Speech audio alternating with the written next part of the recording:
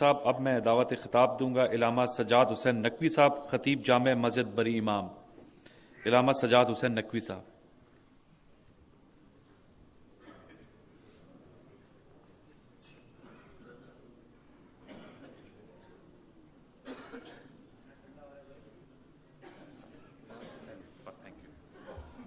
بسم اللہ الرحمن الرحیم۔ مہمانان خصوصی اور حاضرین مجلس، السلام علیکم۔ بسم اللہ الرحمن الرحیم۔ ان الدین عند اللہ الاسلام۔ اللہ نے دین اسلام کو بندوں کے لیے پسندیدہ دین قرار دیا، اور اس دین کو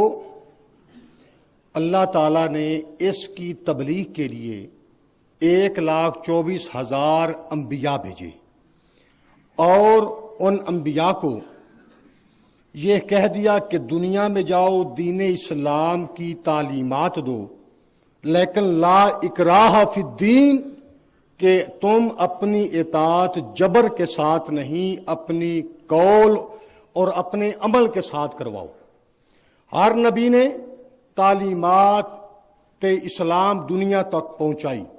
آپ نے اپنا عمل اور اپنا کردار لوگوں کے سامنے رکھا، اور اسی لیے سید المرسلین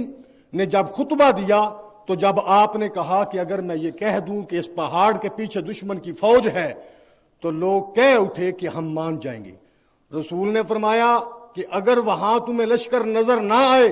تو پھر کیا کرو گے؟ تو کہنے لگے ہم یہ تو کہہ دیں گے ہم کافر ہیں، ہم یہ تو کہہ دیں گے کہ ہم اندھے ہو گئے تھے، ہمیں لشکر نظر نہیں آیا، مگر مصطفیٰ کبھی جھوٹ نہیں بولتا۔ یہ آپ کا کردار اور آپ کا عمل تھا، آپ نے دنیا کے سامنے پیش کیا، اور اللہ نے اس دین کی تکمیل جس کتاب پہ کی، اس آخری کتاب کا نام قرآن مجید رکھا،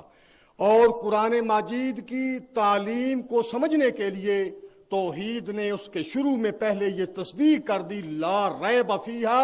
کہ اس میں کوئی شک ہی نہیں ہے، جو پڑھنا چاہے پڑھ لے، یہ توحید کی طرف سے تصدیق شدہ کتاب ہے۔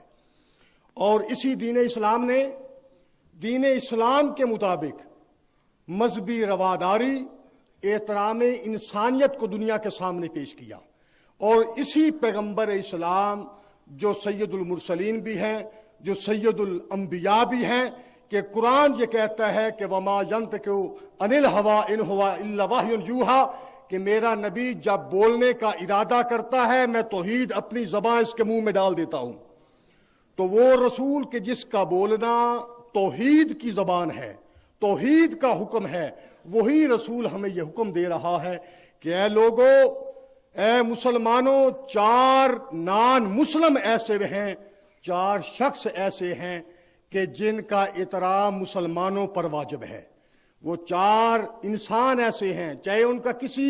مذہب سے تعلق ہی کیوں نہ ہو، فرمایا کہ والدین کا احترام کرو، چاہے وہ نان مسلم ہی کیوں نہ ہو۔ آپ مہمان کی خاطر تواضع کرو، چاہے وہ نان مسلم ہی کیوں نہ ہو۔ آپ سوالی کو خیرات دو، چاہے وہ نان مسلم ہی کیوں نہ ہو۔ آپ ہمسائے کے حقوق پورے کرو، چاہے وہ نان مسلم ہی کیوں نہ ہو۔ اس لیے کہ اسلام امن اور سلامتی کا دین ہے، اور اسلام کے ماننے والوں کو یہ اسلام ہر رشتے کو تحفظ دیتا ہے، ہر مذہب کو اپنی جداگانہ تصدیق بھی منواتا ہے، مگر انہیں زندہ رہنے کا حق بھی یہ اسلام مہیا کرتا ہے۔ مگر ہمیں افسوس سے کہنا پڑتا ہے کہ اس اسلام میں یہ اسلام 2 حقوقوں پر مشتمل ہے، ایک کا نام ہے حقوق اللہ اور دوسرے کا نام ہے حقوق العباد۔ حقوق اللہ جو اللہ کے حقوق ہیں، اور حقوق العباد جو بندوں کے بندوں پہ حقوق ہے، مگر توحید وہ حقوق معاف کر دیتی ہے اگر اللہ کے حقوق میں کوئی رہ جائے، لیکن اگر ایک اسلام کا پیروکار اگر بندوں کے حقوق کو سلب کرے گا تو یہ توحید معاف نہیں کرتی جب تک متاثرہ بندہ اسے معاف نہ کرے۔ تو آپ اگر تاریخ سے پوچھیں تو تاریخ یہی بتاتی ہے کہ برے صغیر میں جو اسلام آیا وہ اولیاء کرام اور صوفیاء کرام لے کر آئے، اور برے صغیر نے جو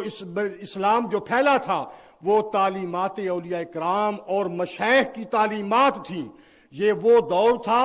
کہ جب اسلام نے برصغیر میں قدم رکھا، اس اسلام کے رہبر، اس اسلام کے لیڈر، اس اسلام کے نافذ کرنے والے اولیاء کرام تھے، اور اولیاء کرام کا موضوع اور جو ٹاپک تھا وہ صرف اور صرف مقام انسانیت تھا، وہ عظمت انسانیت تھا کہ ولی نے اپنی تعلیمات میں تمام انسانوں کو بتایا کہ اے انسان، تو جس بھی مذہب سے تعلق رکھتا ہے، مجھے یہ تو بتا کہ تجھ میں کون سی خاصیت تھی کہ ملائکہ نے تجھے سجدہ کیا۔ اے انسان، تو اپنے احترام کو پہچان، تو اپنی منزلت کو پہچان۔ تو ولی کے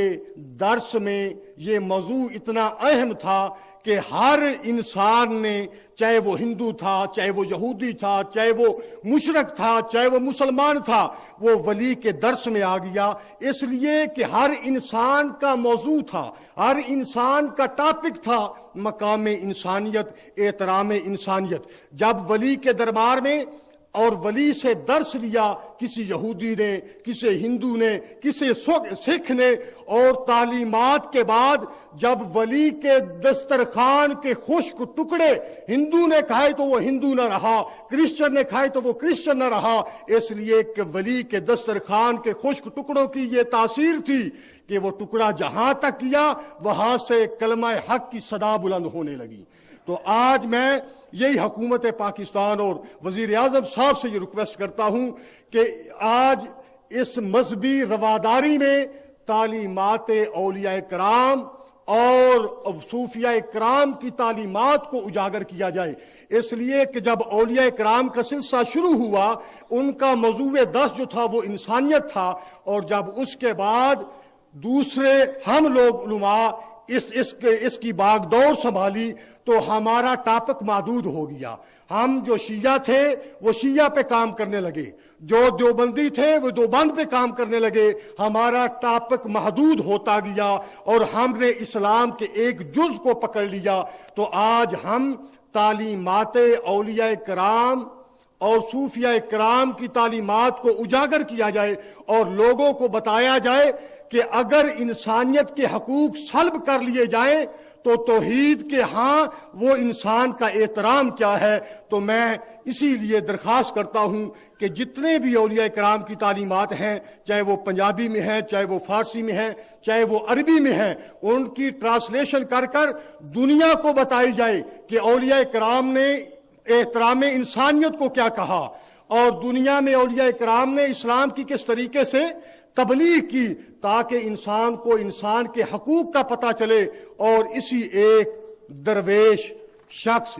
اور ایک ولی کے پنجابی کے شعر سے ختم کرتا ہوں کہ بابا بلے شاہ یہ کہتے ہیں کہ جب قیامت کا دن ہوگا میں پلے سراج سے گزروں گا تو اللہ کی آواز آئے گی کہ فرشتوں اسے روک لو، تو میں عرض کروں گا کہ پالنے والے، تو نے کہا نمازیں پڑھ، میں نے پڑھی، میں نے روزے رکھے، میں نے زکاتیں دی، اور اب مجھے پلے سراج سے روکا کیوں جا رہا ہے؟ تو توحید کی آواز آئے گی کہ اے بلے شاہ یہ تو بتا،